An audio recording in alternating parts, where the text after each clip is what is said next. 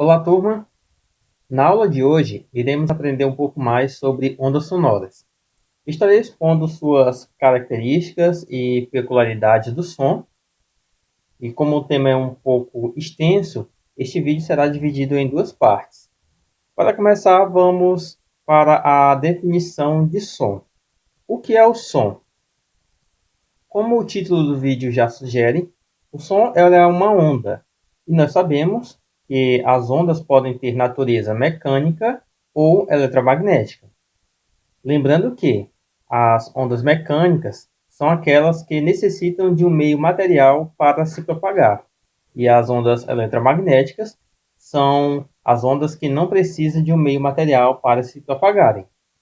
Sabendo disso, a que tipo de meio pertence as ondas sonoras?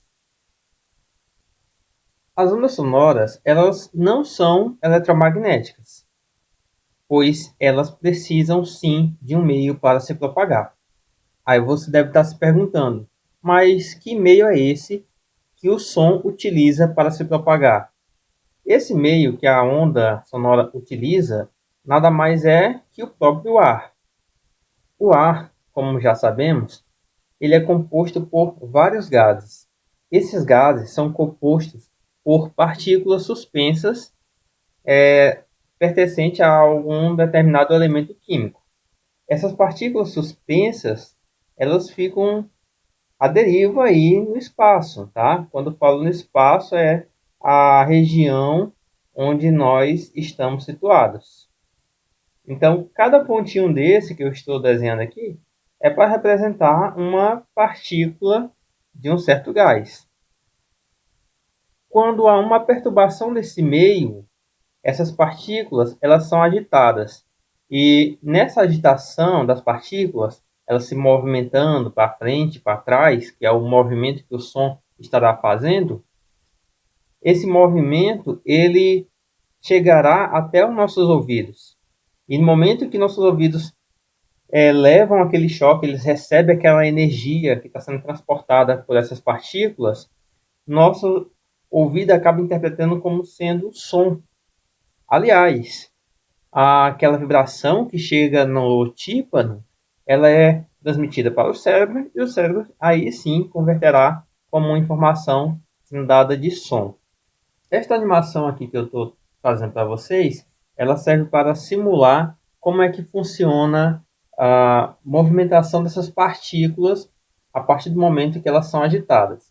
Nós temos aqui um embolo móvel. Esse embolo, quando eu falo embolo, é como se fosse aquela seringa e tem aquela borrachinha do lado de dentro da seringa que ela se movimenta para empurrar o líquido. Aquela borrachinha lá, ela é o embolo.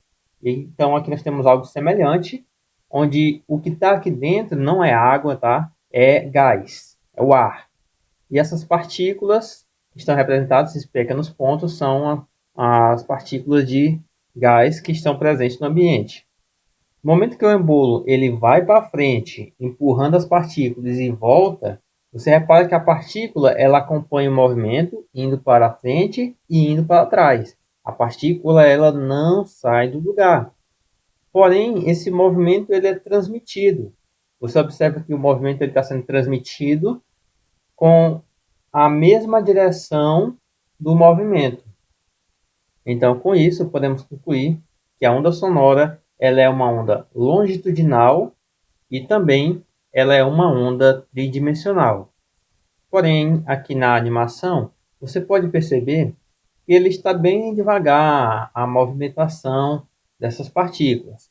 Mas, na realidade, a movimentação com que essas partículas realizam é extremamente alta, a velocidade com que elas transportam essa energia. E essa velocidade, ela pode apresentar frequência que vai de 1 Hz até uma frequência aí que ultrapassa os 100.000 Hz. E por falar em frequência de oscilação do som, existe apenas uma pequena parcela dessa frequência que nós podemos ouvir. O som que nós podemos escutar, ele está na faixa dos 20 Hz e vai até os 20.000 Hz. Essa aqui é a frequência sonora que podemos ouvir. Abaixo de 20 Hz está classificado o infrassom. O que é o infrassom? O infrassom é todo aquele som que tem frequência menor que 20 Hz. Essa frequência baixa, nossos ouvidos não conseguem captar, mas isso não significa que ninguém poderá escutar esse som. Quando eu falo ninguém, eu me refiro a algum ser. Existem animais que têm a capacidade de escutar o infrassom. E nós temos outra categoria, que é sons que estão acima de 20.000 Hz. Esses sons, eles são classificados como ultrassons. O ultrassom é um tipo sonoro que nós, seres humanos, também não conseguimos ouvi-lo. Porém, existem animais que conseguem ouvi-los e até mesmo produzir sons na qualidade de ultrassom. Por exemplo, esta imagem ela está realizando uma comparação entre o som que é produzido, a frequência sonora produzida por certos animais e o som que ele pode ouvir. Começando aqui com o ser humano. O ser humano ele produz sons que estão na faixa da frequência entre 85 Hz até 1100 Hz e consegue ouvir na faixa de 20 até 20.000 Hz. O golfinho ele produz sons que estão na faixa de 7.000 Hz até 120.000 Hz e ele escuta sons que estão na faixa entre 150 e 150.000 Hz. O cão ele consegue produzir som na faixa de 452 até 1080 Hz e ele ouve entre 15 e 50.000 Hz. O gato está na faixa entre 760 até 1520, que é o som que ele produz na escala de Hertz. E o que ele ouve está entre 60 e 65.000 Hz. Agora, o morcego ele está aqui na faixa entre 10.000 e 120.000 Hz, que é o som que ele pode produzir. E o som que ele ouve está na escala de 1.000 Hz até 120.000 Hz. Os sons que estão dentro do lado infrassom, nós temos aí, como exemplo, a aranha. A aranha ela gera sons que está entre 0 e 20 Hz. É um som com a frequência extremamente baixa para os nossos ouvidos. Velocidade do som. Como nós vimos no capítulo anterior, no assunto que se trata a respeito de ondas, aprendemos que as ondas elas têm velocidade. E o som, como uma onda, ele também apresenta uma velocidade própria. É só que a velocidade do som ela varia de acordo com o meio por onde ele se propaga. O som, ele se propagando no ar a uma temperatura de 20 graus Celsius, a velocidade dele é em torno de 343 metros por segundo. Isso para o ar. Quando esse som ele se propaga na água, a velocidade dele é de 1.450 metros por segundo. Isso com a água também a 20 graus Celsius. E o som se propagando no aço, a velocidade que ele obtém é de 5.100 metros por segundo. Dessa forma, podemos concluir que o som ele se propaga em meios sólidos, líquidos e gasosos, e sua velocidade ela irá aumentar sempre que o meio que ela se propagar seja um meio bem mais consistente. Quanto mais rígido for o meio que o som irá se propagar, maior será a sua velocidade. A temperatura ela também influencia na velocidade do som, porém ela irá influenciar principalmente em meios gasosos. Meios sólidos ou líquidos, ela não vai influenciar tanto assim não. Porém, em meios gasosos, ela é crucial. Por exemplo, no ambiente onde a temperatura do ar é em torno de 15 graus Celsius, a velocidade do som passa para 340 metros por segundo. Já teve uma diferença aí de 3 metros por segundo. Com isso, vemos que diminuindo a temperatura do ar, a velocidade do som ela acaba também diminuindo. Existe uma expressão que serve para calcular a velocidade do som dentro do gás. No caso, a fórmula é que a velocidade do som ela tem que ser igual à raiz quadrada de K, onde esse K ele é uma constante que depende bastante da natureza do gás, ou seja, do tipo que aquele gás é, multiplicado por T. E esse T aqui é a temperatura do gás. Essa temperatura ela estará na escala Kelvin. É uma escala que iremos estudar mais profundamente um pouco mais para frente. Qualidades do som. São três as qualidades que podemos distinguir dos sons. É altura, intensidade e timbre. Também elas são conhecidas como qualidades fisiológicas. Ou seja, são qualidades que nós podemos senti-las. Primeiro vamos falar aqui sobre a altura. Quando falamos da altura do som, não significa aquilo que costumamos dizer, né? Por exemplo, tá tocando uma música ali, aí fala, ei, aumenta aí esse som, aumenta a altura do som.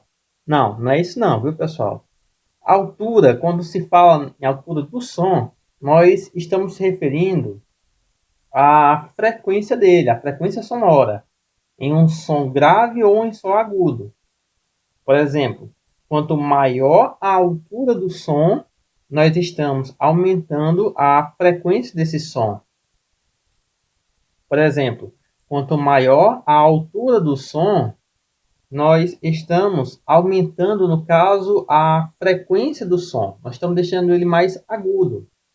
E quanto menor a altura do som, é menor a frequência, então o som ele fica grave.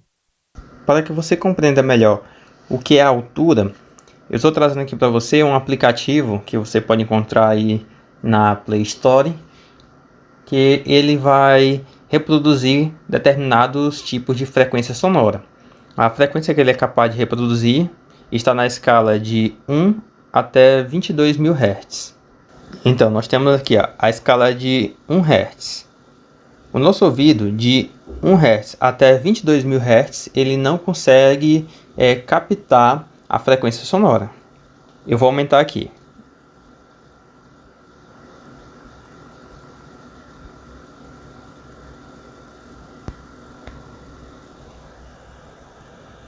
Nós temos agora a escala de 21 Hz.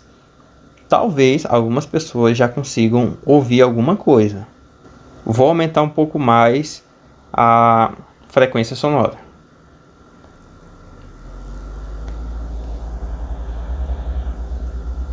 (56 Hz). Vou aumentar um pouquinho mais. Acredito que você já deve estar ouvindo alguma coisa, né? Este som ele é classificado como sendo um som grave. Ele tem uma frequência baixa. A frequência dele é de 125 Hz. Vou aumentar um pouco mais. Aqui ainda o som é grave. Vou aumentar mais.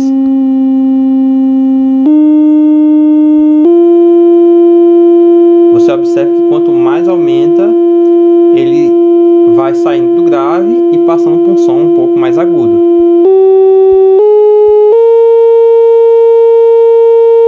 Agora, a partir daqui, eu vou aumentar a frequência rapidamente para que você possa ouvir ele a partir desse ponto até uma escala de 20.000 Hz.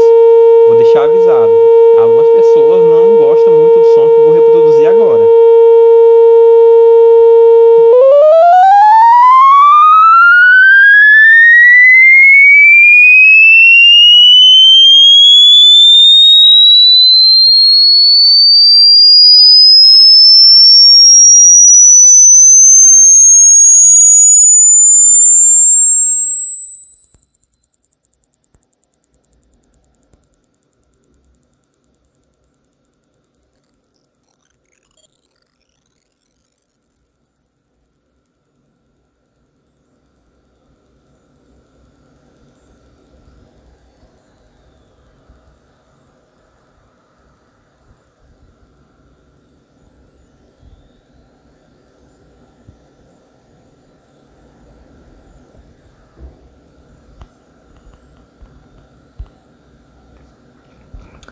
Chegamos aqui a uma escala um pouco maior do que 20.000 Hz.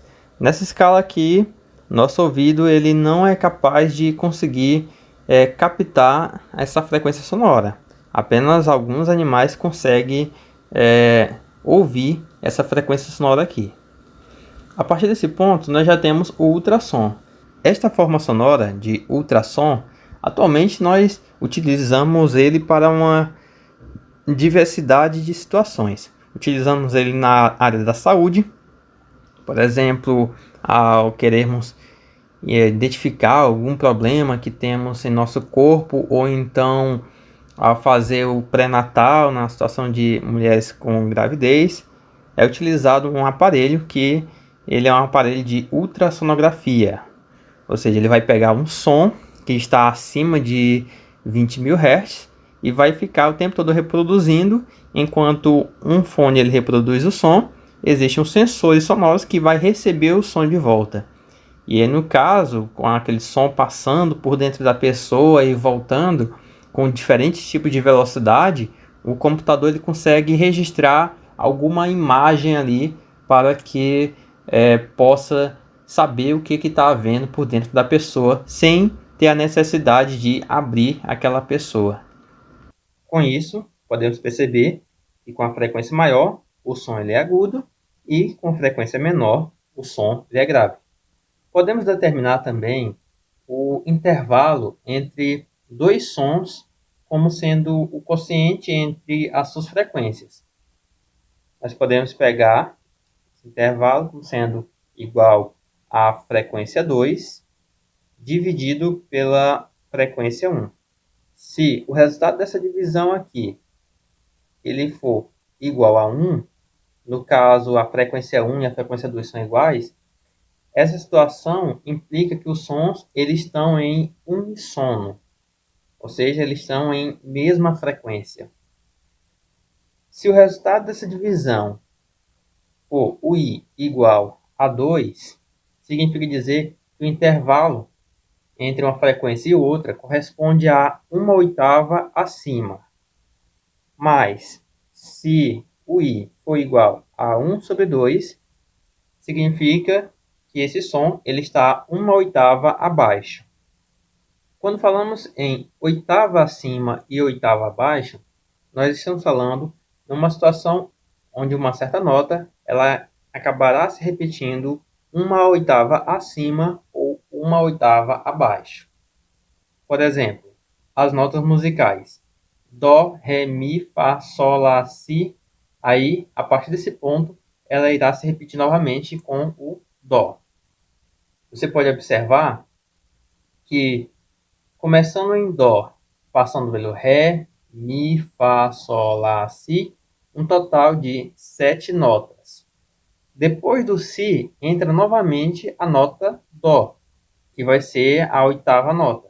É por isso que é dito que é uma oitava.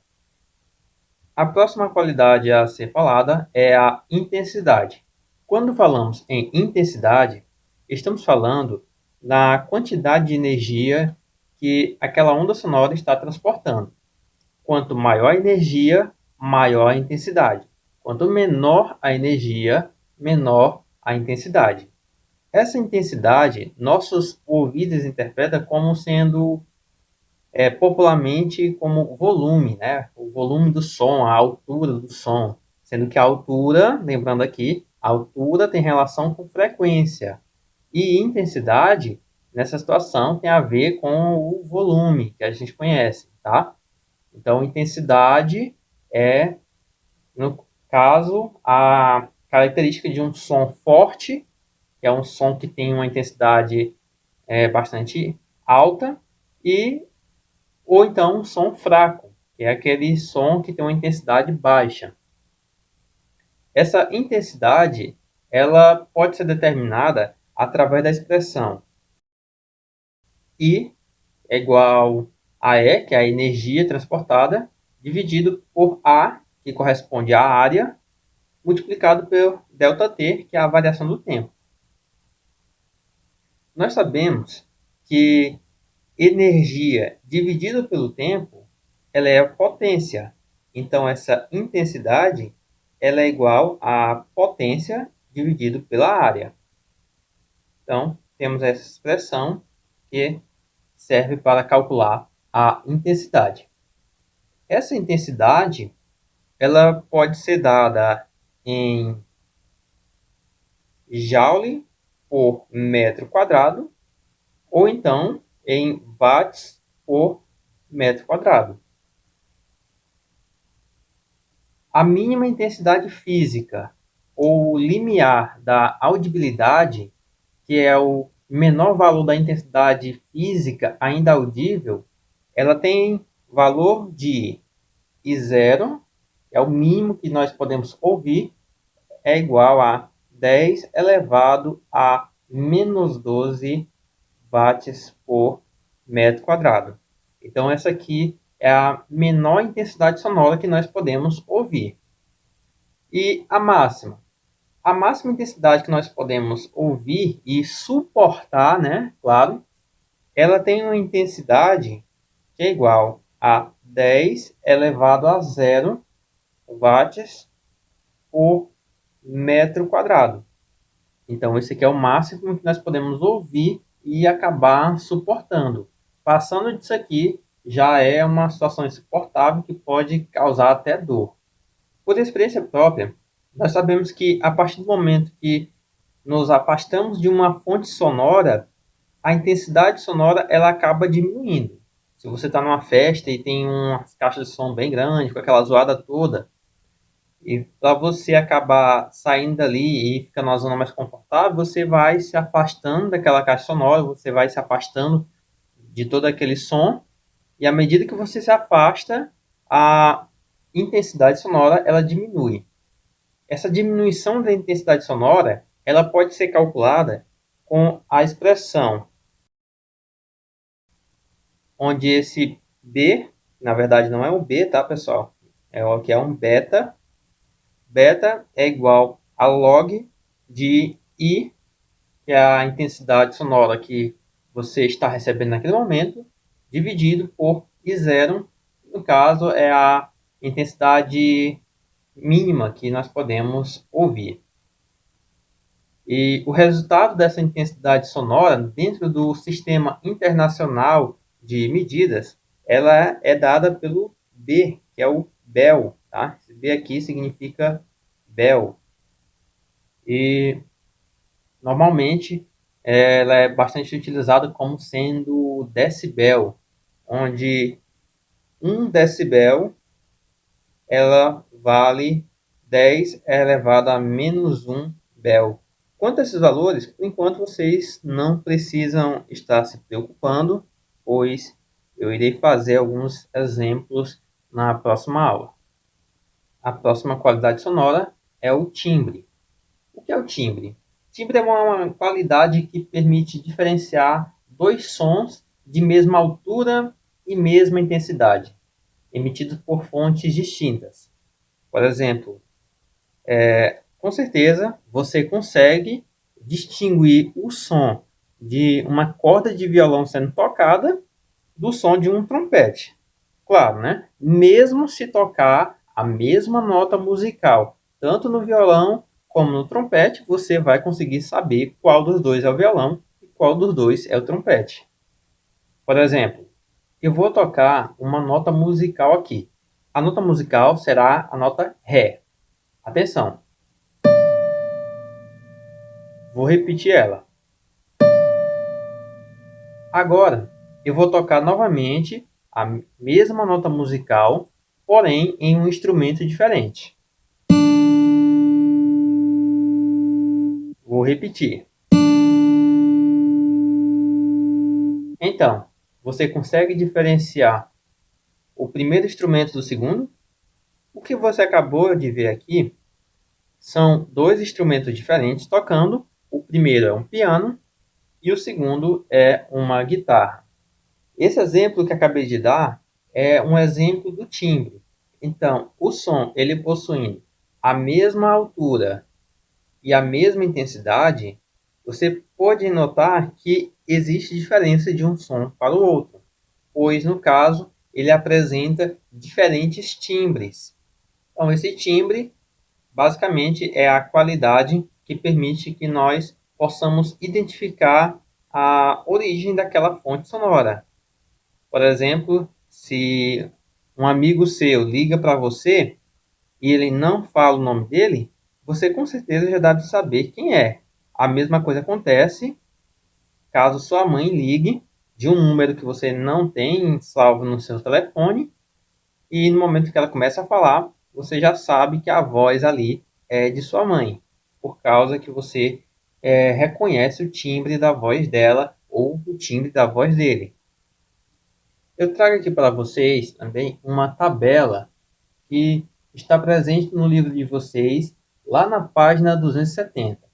Esta tabela, ela traz a intensidade sonora de alguns sons que normalmente nós nos deparamos em nosso cotidiano.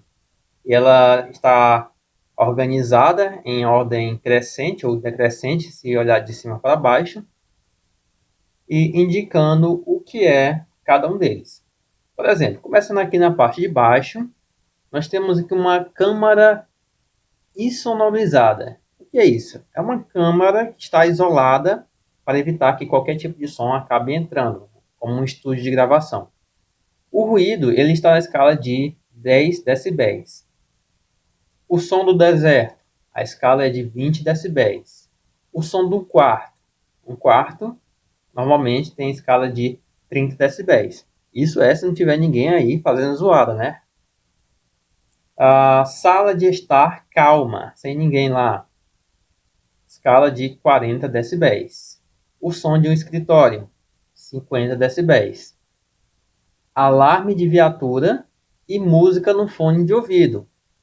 Ela está na escala de 90 decibéis e ela é uma escala fatigante. É uma escala que é cansativa, que vai, com o tempo, acabar desgastando ali o seu aparelho auditivo. Martelo pneumático, na escala de 110 decibéis. Para quem não sabe, esse martelo aí, ele é utilizado em construções, serve para quebrar concreto, quebrar asfalto, etc. E nós temos aí um dos mais altos, que é a decolagem de um avião, 140 decibéis. Então, podemos concluir que, a partir da intensidade de 80 decibéis para cima, aquele som ele já passa a ser perigoso para a nossa audição. Fenômenos ondulatórios do som. Dos fenômenos ondulatórios já estudados, que é a reflexão, refração, difração, polarização e interferência, uma onda sonora só não sofre polarização, pois ela é uma onda longitudinal. Agora o restante ela irá sofrer todas. Então vamos começar aqui com a reflexão. A reflexão ela ocorre toda vez que o som ele incide em uma superfície e depois ele retorna. Essa reflexão ela pode ocorrer da seguinte forma. Ela pode ocorrer em formato de eco. O que é o eco? Eco é um fenômeno que ocorre quando o observador ouve separadamente o som direto, que é o que ele vai emitir, né? Ou então que alguma fonte ali emite próximo, e o som refletido. Então, quando ele ouve o som com certa diferença de tempo, ali, nesse momento, você tem a presença do eco. Esse tempo ele tem que ser um pouco maior do que 0,1 segundos. A próxima consequência da reflexão é a reverberação. Esse fenômeno ocorre sempre quando o observador ouve um som refletido, quando o direto está se extinguindo. Há um prolongamento da sensação auditiva.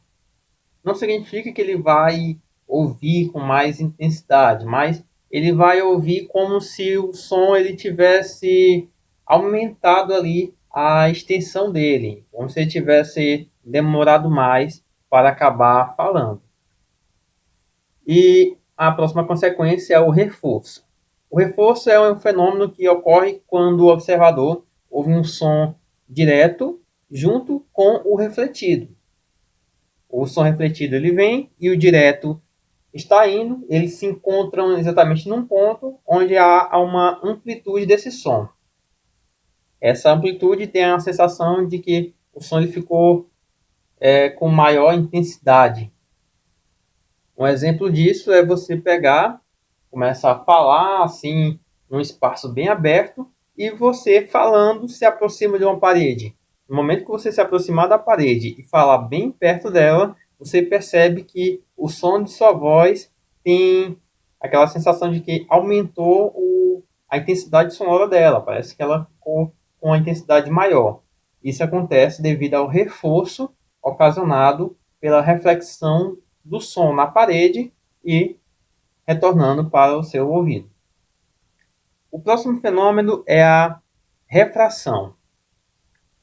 A refração, como já sabemos, ela ocorre sempre que uma onda ela irá transitar de um meio para o outro.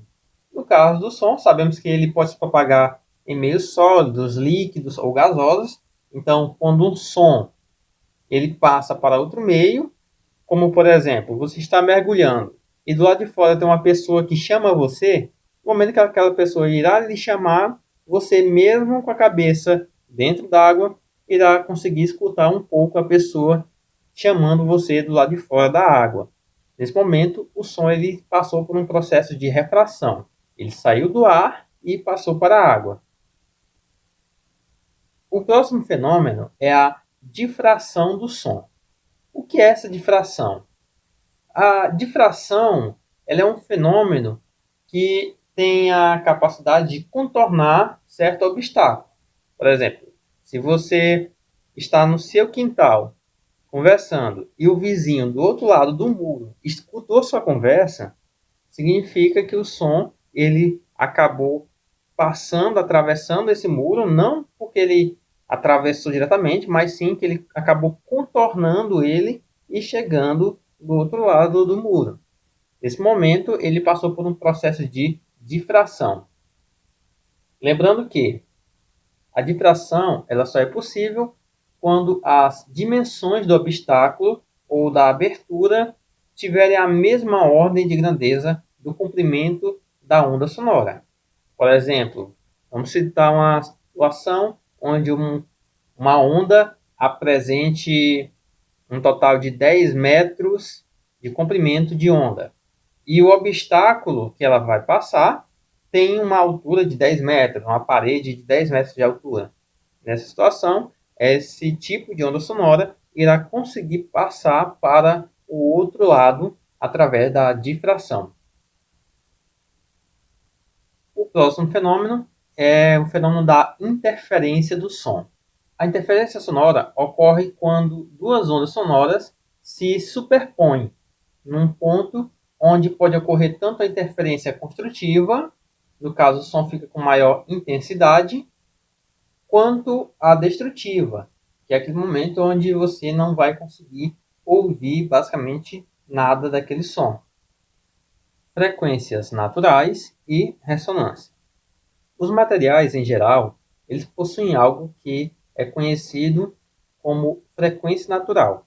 A frequência natural ela é uma frequência que aquele material possui, onde ele irá vibrar ali dentro das suas possibilidades. Já a ressonância, ela é um fenômeno pelo qual um sistema oscilante começa a vibrar com amplitudes maiores do que as normais ao receber uma energia externa de frequência igual à frequência natural desse sistema. Por exemplo, vamos considerar duas crianças brincando em um balançador. Uma criança está balançando e a outra está empurrando. A que está empurrando, quanto mais ela empurra a outra, mais ela irá balançar com maior amplitude. Basicamente, é isso que acontece com algum material que está passando por ressonância. Nessa situação aí, o balançador ele está passando por um processo de ressonância, onde uma criança acaba empurrando a outra, a mesma frequência do balanço, e assim ele obtém uma amplitude maior. A ressonância ela pode ocasionar danos a construções. Por exemplo, nós temos aqui a fotografia que representa o momento da destruição de uma ponte que está sobre o rio Tacoma, lá nos Estados Unidos, no ano de 1940.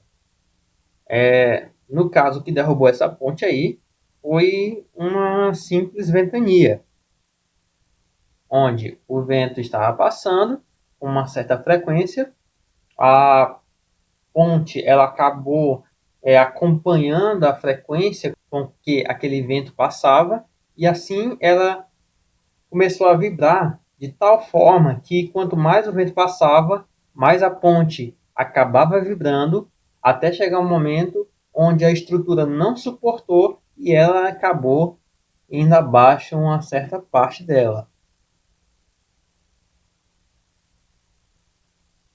Cordas vibrantes.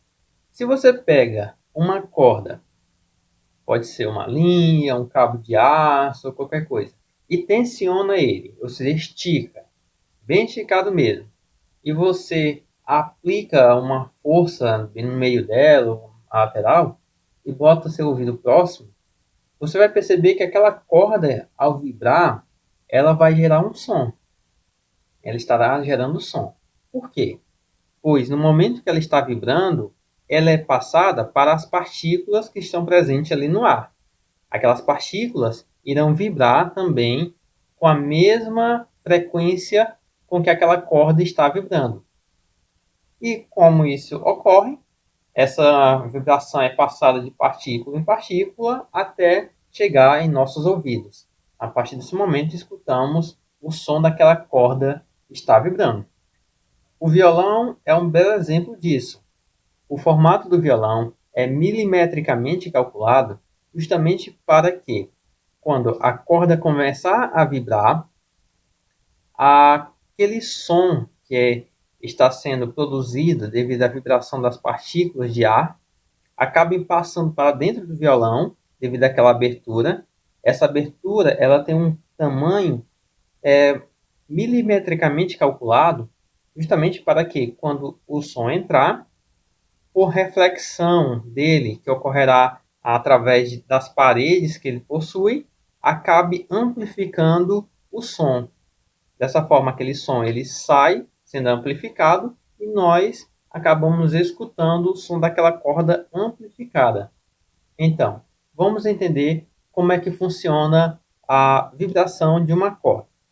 Por exemplo, aqui eu tenho a representação de uma corda que irá vibrar. Esta corda ela possui um comprimento de um nó ao outro. Esse comprimento vamos chamar de comprimento L. Porém, o comprimento da corda ele não corresponde ao comprimento de onda. Nós sabemos que o comprimento de onda, nessa situação aqui, vamos chamar de situação 1. Então, o comprimento de onda 1, ele tem que ter o dobro do comprimento dessa corda, que é o 2L. Pois esse movimento que a corda faz é um movimento de onda estacionária. Ela não irá alterar sua configuração. E nós sabemos que, como ela está como onda estacionária, isso aqui corresponde a um ventre. E o comprimento de onda ele é dado através do comprimento de dois ventres. Então, o comprimento de onda 1 ele tem que ser igual a 2L. Essa segunda situação, você pode observar que agora existem três nós. Um nó aqui, um aqui no meio e outro aqui na extremidade. Nós temos um total de dois ventres. O comprimento dessa corda de uma extremidade à outra continua sendo L. Então, significa que o comprimento de onda, na situação 2, ela é igual a 2L, porém, vamos dividir por 2, pois nós temos dois ventres. Igual na primeira situação, aqui é 2L, iremos dividir por 1, pois nós temos um ventre. Na terceira situação, o comprimento da corda aqui continua sendo o comprimento L, e então o comprimento de onda, chamado de comprimento de onda 3, é igual a 2L, dividido pela quantidade de ventres que nós temos. No caso aqui vai ser 3. Então, quanto mais ventres apresentar essa corda, o comprimento de onda ele será dado sempre como 2L dividido por a quantidade de ventres que tem. Então, assim, nós temos que o comprimento de onda para N ventres, ele tem que ser igual a 2L dividido por N, que é a quantidade de ventres que ele vai apresentar. Nós sabemos o seguinte, sabemos também que a velocidade de uma onda ela é igual ao comprimento de onda multiplicado pela frequência. Se nós quisermos determinar a frequência com que essa onda está vibrando, podemos isolar a frequência aqui nessa fórmula e encontrar que a frequência ela é igual à velocidade dividido pelo comprimento de onda. Sendo assim, a frequência de uma corda vibrante, vamos colocar Fn, que é a frequência para uma corda que apresente n ventres, ela é dada como sendo igual à velocidade v dividido pelo comprimento de onda. E o comprimento de onda nós sabemos que é 2L sobre N.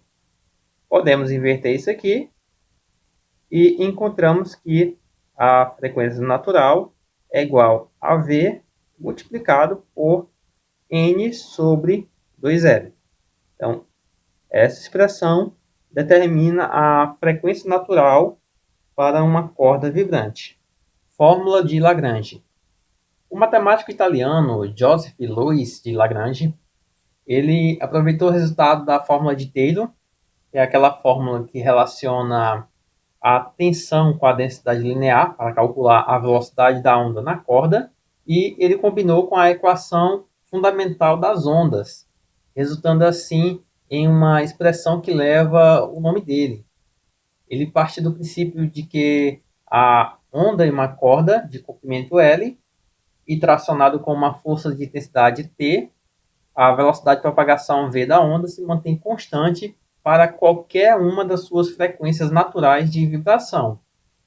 Por exemplo, a velocidade v, que é a fórmula de Taylor, ela é dada como sendo a raiz quadrada da tensão sobre a corda dividido pela densidade linear. Nós sabemos que a densidade linear ela é igual a massa dividido pelo comprimento da corda.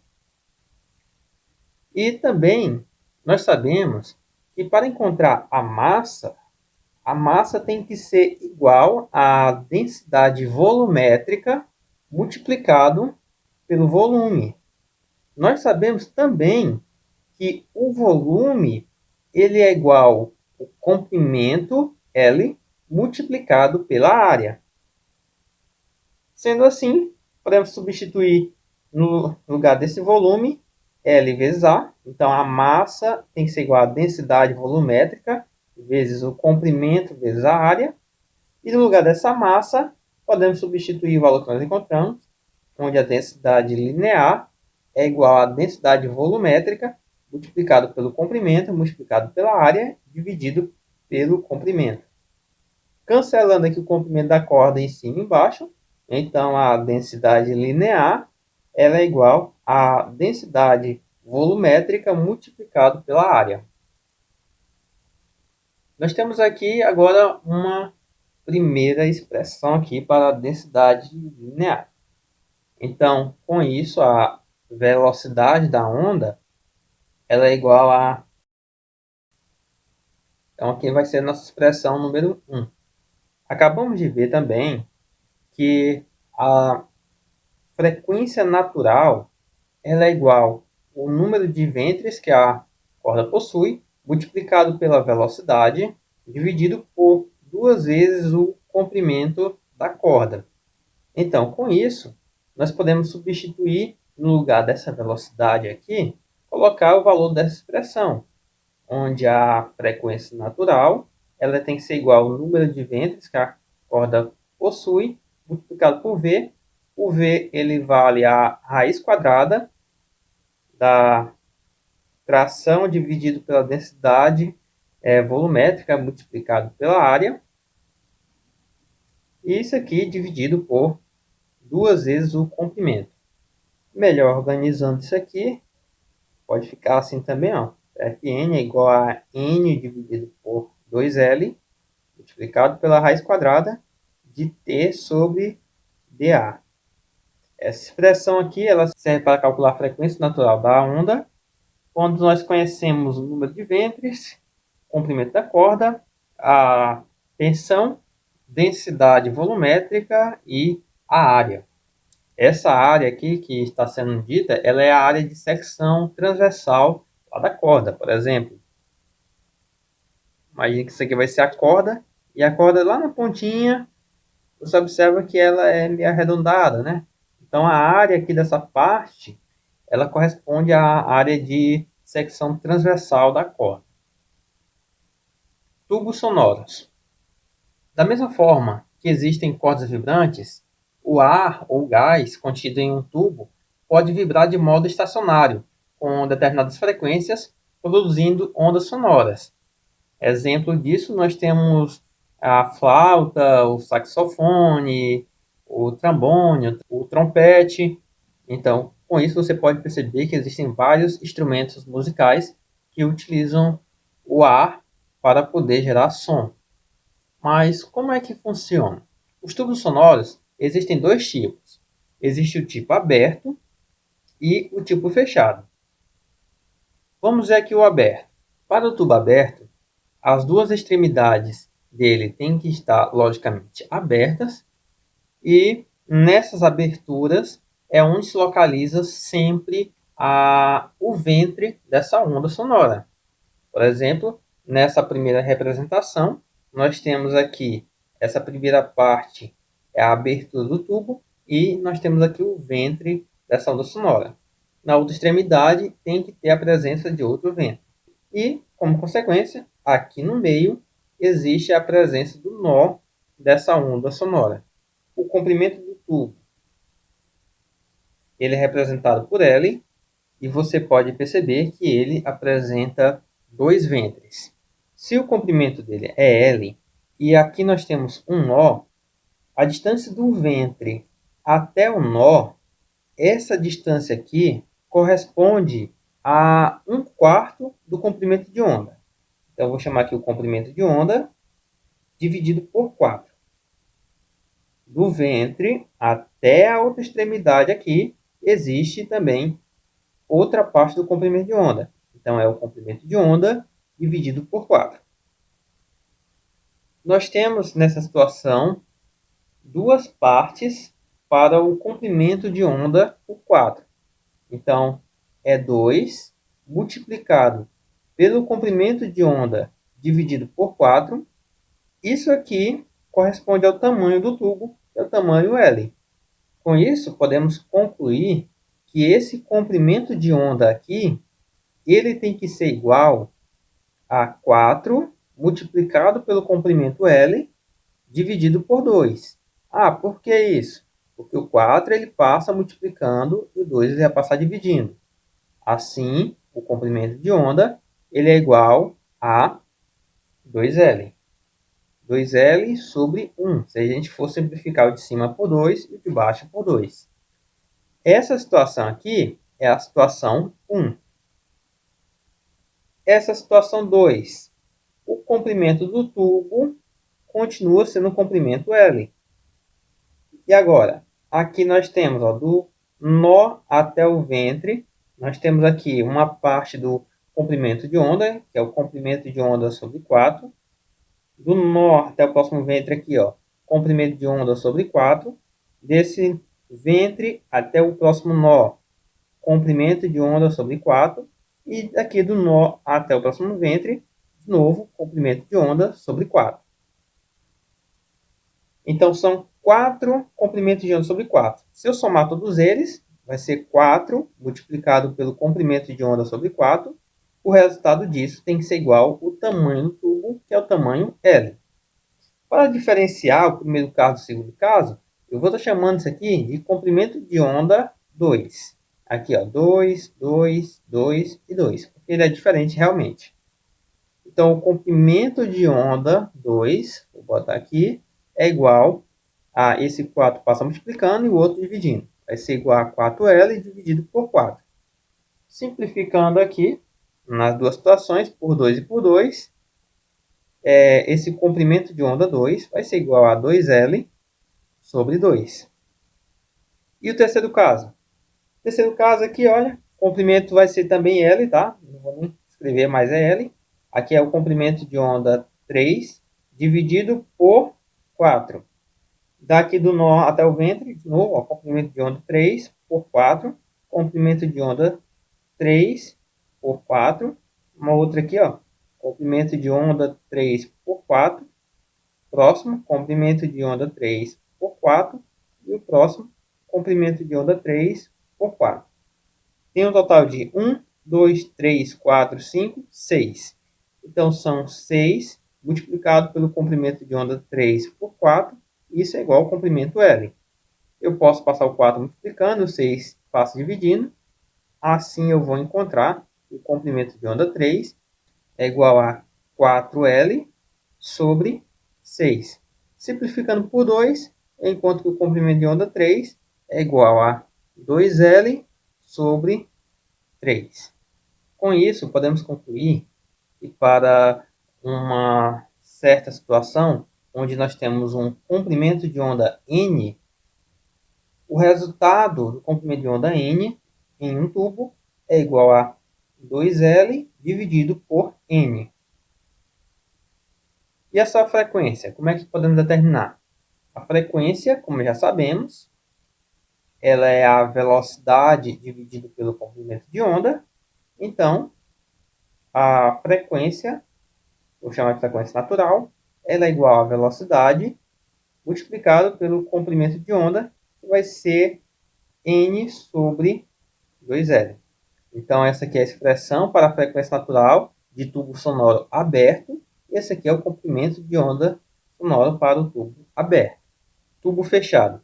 Esse tubo ele vai apresentar um comprimento L.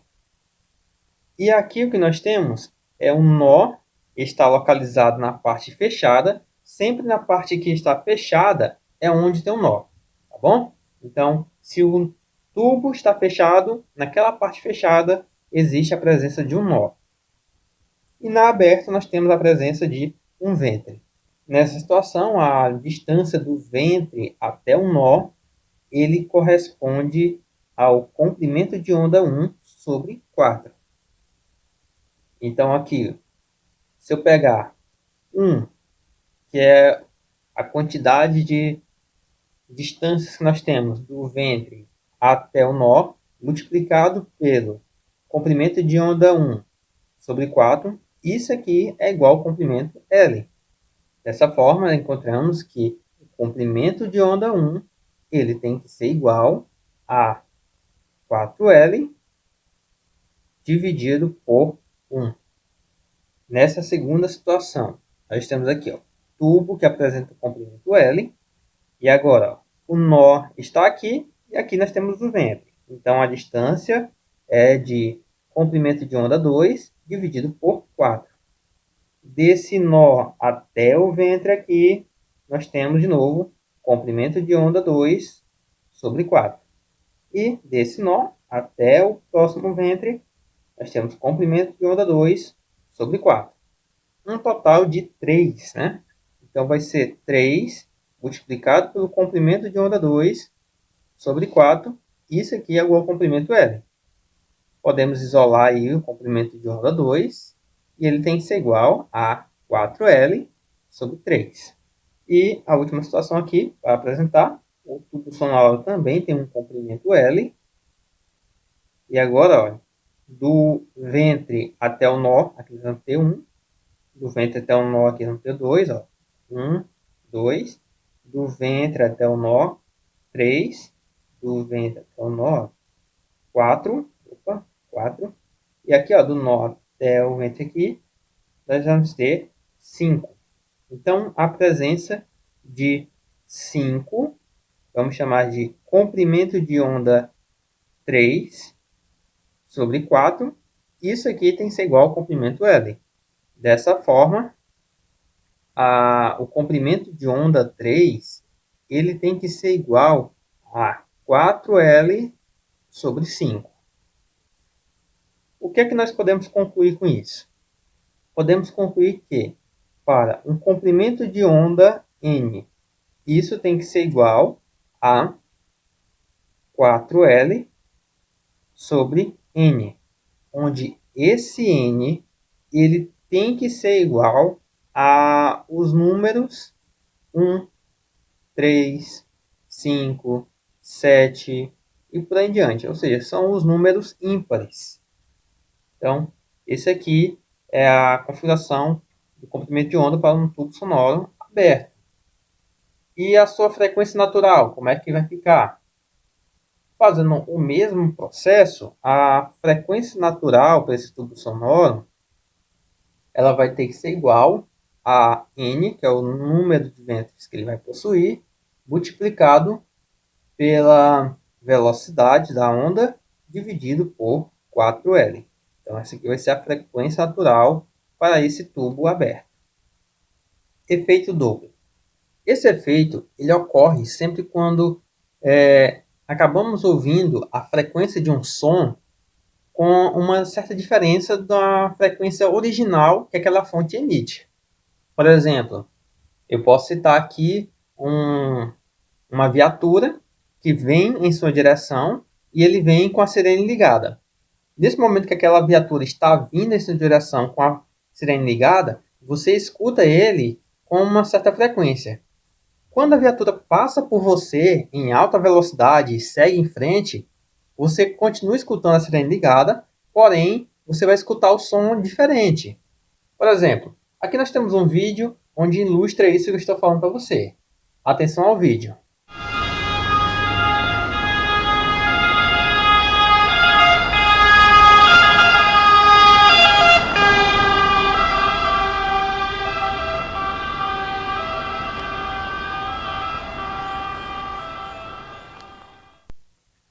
Você pode perceber que quando o veículo estava se aproximando, a frequência dele aumentou bastante. E à medida que ele foi se afastando, a frequência ela diminuiu, o som ficou grave, e a intensidade ela vai diminuindo com o passar do tempo. Este evento ele causa uma sensação de que o som que aquela fonte emite apresenta diferentes frequências. Então, vamos compreender como é que isso funciona. Vamos tomar como base o seguinte. Eu vou colocar aqui FO, é a frequência aparente que o observador irá ouvir, tá? Essa aqui é a frequência para o observador. Vou pegar FF como sendo a frequência real que a fonte irá emitir. O VO vai ser a velocidade do observador. O VF vai ser a velocidade da fonte.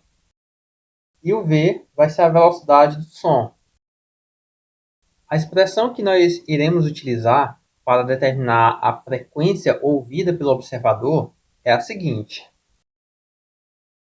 FO dividido por V, que é a velocidade do som, mais ou menos VO, que é a velocidade do observador, igual a FF, que é a frequência da fonte, dividido por V, mais ou menos VF, que é a velocidade da fonte. Na situação, nós precisamos interpretar quando vamos utilizar a expressão como sendo mais ou quando utilizar como sendo menos.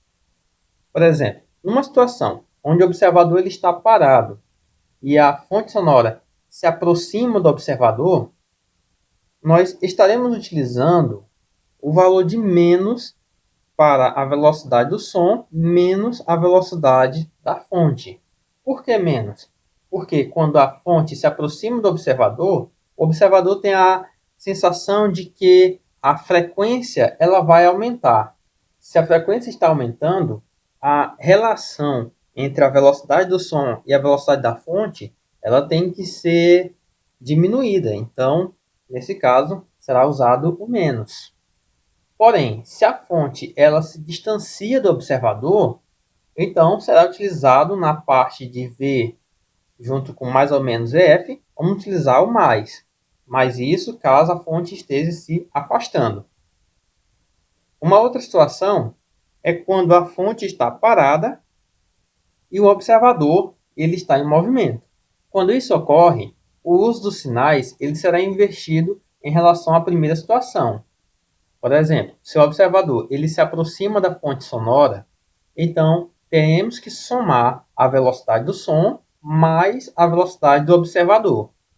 Mas, se o observador ele se afasta da fonte sonora, então estaremos utilizando menos. Será a velocidade do som menos a velocidade do observador. Pessoal, como o vídeo ficou muito comprido, no próximo vídeo estarei trazendo a resolução de alguns problemas com base no que foi ensinado nesta aula. Então, nos vemos na próxima aula e até mais.